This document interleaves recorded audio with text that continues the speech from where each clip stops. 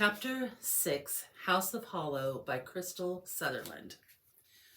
I had 7 missed calls and a dozen messages from my mother when we left the club, all of them dinging into my phone at once when I turned airplane mode off. Damn, I whispered as I tapped Kate's name to call her, my heart fast and swollen with guilt. Our mother is going to kill me. Iris, Kate said instantly. I could taste the panic on her tongue, a sour scent that made my stomach crumple. I'm so sorry. Vivi and I were walking to the tube, the cold stripping the skin off of my legs, turning me inside out. I'm okay, we're headed home now. How could you do that to me? My mother demanded. How could you do that to me? I'm sorry, I'm okay.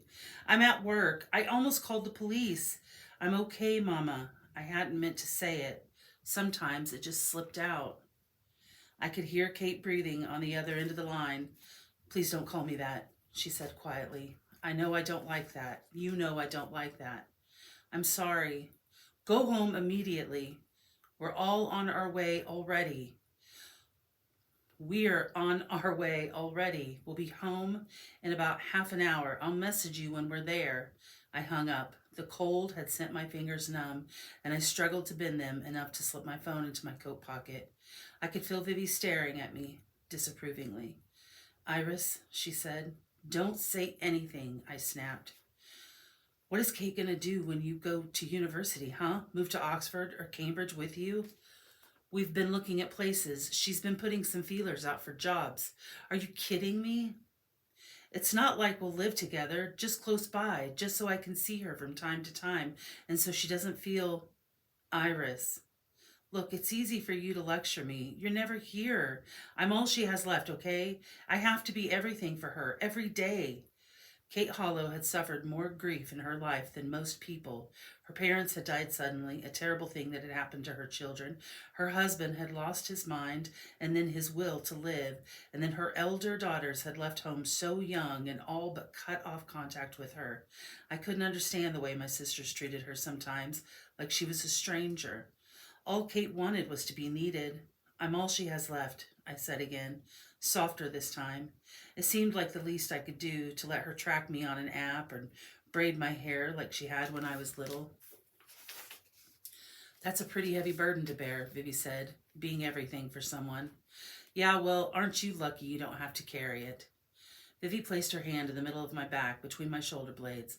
I felt the warmth of her skin through the silken fabric, felt the cord of power that connected us, blood to blood, soul to soul. The knot of panic that had been tangling somewhere between my ribs and throat started to come undone. Come on, kid, Vivi said. Let's get you home. We caught the Northern Line back to Golders Green, the late-night commuters drinking in my bare legs and collarbones with big, hungry eyes. I felt like a thing to be devoured, sucked down to marrow. I shrank in my seat and tried to stretch my short dress a little further over my thighs. The two brattled and squilled. The woman sitting next to me smelled of sweet alcohol, her breath a cloud of fruit and sugar. The curved windows on the other side of the train carriage reflected a strange beast back to me. There was 2 irises. One, my regular reflection, one upside down, both joined together at the skull, a creature with 2 mouths and 2 noses, and a shared pair of eyes, empty black ovals distorted and made huge by the curves of glass. Vivi and I walked home together along our well-trod path past the red double-decker buses at the station exit, along a long straight street lined with low houses and darkened lead-light windows. We had always come this way, even though the route to our house was faster through the back streets, because the main road was brightly lit and busy. We knew all too well what could happen to girls on poorly lit streets at night, because it had happened to us. Then again, all girls knew that. Tonight, the old danger felt close. We checked behind us every few paces to make sure no one was following. An old woman in a nightdress and a coat stood smoking on a balcony on an apartment block, watching us with sunken eyes as we passed. Would she remember us if we ran into Horned Man between here and our house and never made it home? What would she tell the police if they came knocking, looking for witnesses? They seemed agitated. They were underdressed for the weather. They were in a hurry. They kept looking back behind them as though they were being pursued. What did they expect dressed like that? We turned left, then looped back onto our street.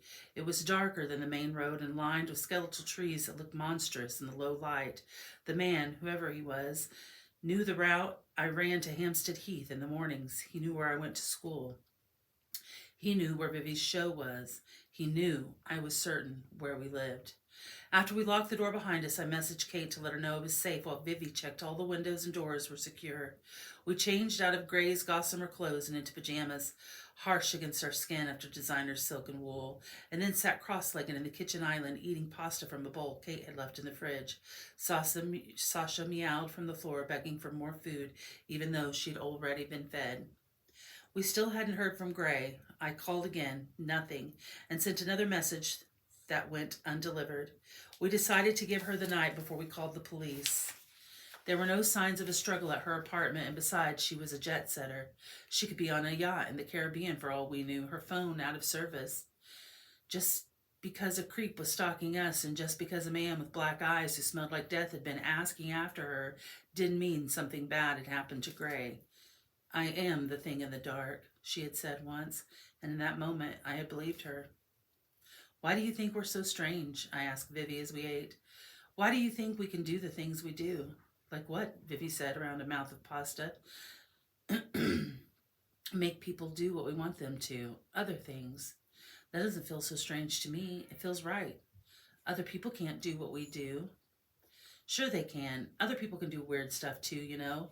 They just don't talk about it. There have always been people like us, Iris. Look in our history books. Any folklore, witches and mediums, Wiccans, whatever you want to call it, we're connected to the world and to each other in a different way. We might be peculiar, but we're not new. I shook my head. There's something wrong with us. I feel it sometimes. Something rotten on the inside. It was why I buried myself in books on coding and robotics and titration to the wrongness had less room to move. I was certain that others, people like Justine Kahn and Jennifer Ware, could feel it too.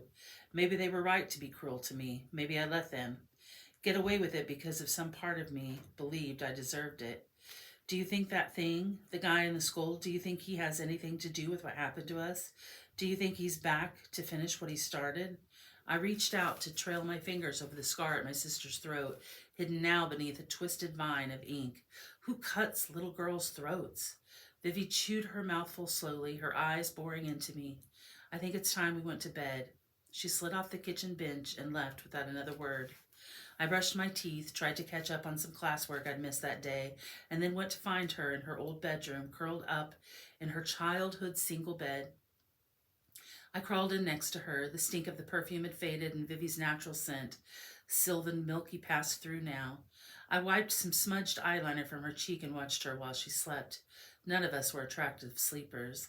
All the sharp angles that made us striking when we were awake gave way to slack jaws and puddles of drool that the moment our heads hit the pillows.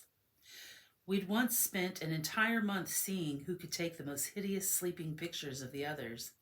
I stroked Vivi's cheek and felt a pang of longing for her and for Gray. For the years we'd been inseparable, not yet split apart by countries and time zones and careers and lives. I pressed my fingertips lightly to her throat, right at the point where her heartbeat sprang beneath her skin. It was how we'd slept as children, our finger resting on one another's pulse points, a crosshatched thicket of wrists and necks and hands. For a long time, years. I couldn't sleep deeply unless I felt the heartbeat of both of my sisters thrumming beneath my fingers, but they had grown up and left home, and I'd realized there were scarier things in the world than monsters that lived in my nightmares. Gray, I thought in silent prayer, knowing somehow that wherever she was, she heard me. I hope you're okay. I woke before dawn, as I always did, and messaged my mother and checked my Find Friends app and ran through Hampstead Heath, cursing the Romans for settling in such a damp, miserable place. It was raining again, because it was London. The weirdness of yesterday felt washed away, but I still stuck to the busier paths and avoided the wooded area where I'd seen the man yesterday. I'd ran until it hurt to breathe, and my body begged me to stop, and then I ran some more. I held my phone in my palm the whole time, willing it to vibrate with a message from Gray, but every time I looked, there was no new notifications. When I got home, Kate was cooking breakfast in her scrubs. Vivi was sitting on the kitchen island again, her long tattooed legs dangling as she plopped cherry tomatoes into her mouth. Look who I found, Kate said when she saw me. The prodigal daughter returns, Vivi said, opening her arms wide and staring off into the distance like a Renaissance painting of Jesus. You know the definition of prodigal is wastefully extravagant, I said as I went to the fridge in search of milk. Vivi put her arms down. I thought it meant favorite, and I'm going to stick with that. Pour me one too, she said as I set out a glass. Please, Kate said out of habit. Please, Vivi said. I handed her a glass of milk and sat at the breakfast bar while Kate scrambled some eggs. Vivi had an easier relationship with our mother than Gray did. Kate had always been overprotective. How could she be expected to be any other way after what she'd been through, which Gray had taken as a personal threat to her freedom?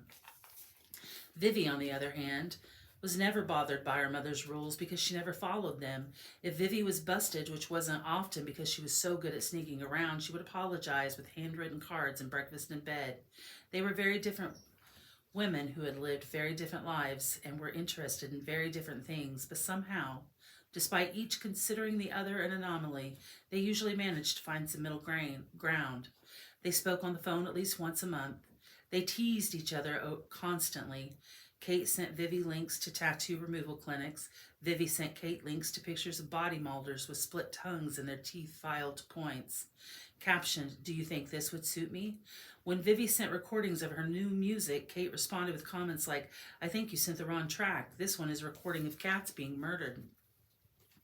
They were silly with each other, sweet with each other. Have you heard from Gray? I asked Vivi. Vivi shook her head. Kate doesn't seem to think we should worry.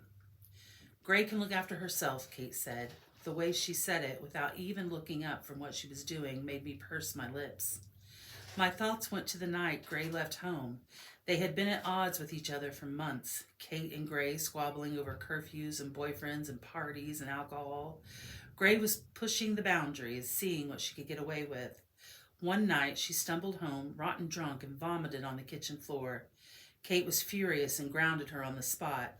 Gray was a 17-year-old girl filled with rage and power of a thunderstorm curling beneath her skin.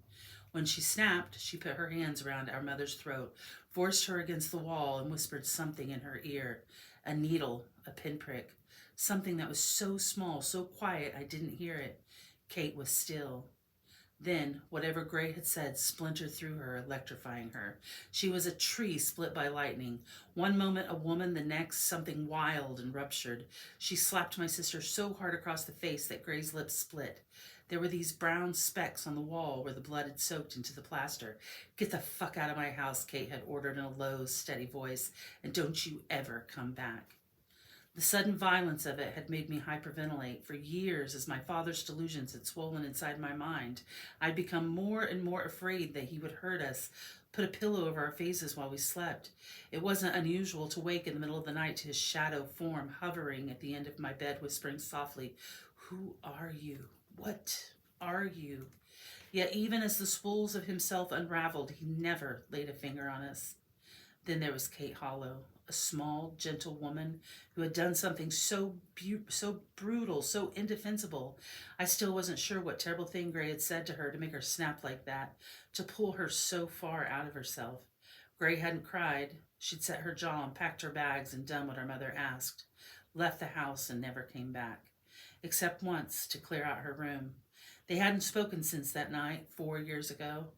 Should we call the police? I asked. Should I not go to school?